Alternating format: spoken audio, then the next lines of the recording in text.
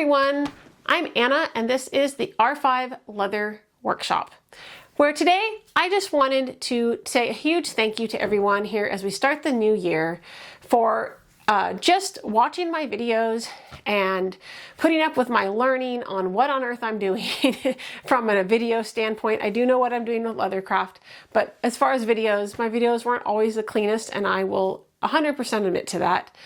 I am just so thankful for every one of you that has subscribed and supported this channel thus far. I have gone far beyond what I really expected for this. So I just wanted to say that's kind of like my thank you for the last year. As I head into year 2, which will officially be in February, I just wanted to say I have some big plans for this channel. I have a lot of great ideas for new things we're going to be doing.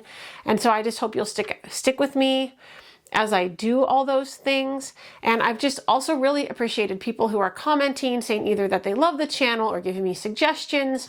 And I just totally appreciate that as well.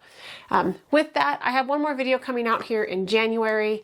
It's going to be a more simple video again, because I do have some big plans starting in February and I need time to prep those videos. So bear with the more simple stuff for a little bit, and I look forward to everything that is to come with this channel. And with that, I hope you have a great new year.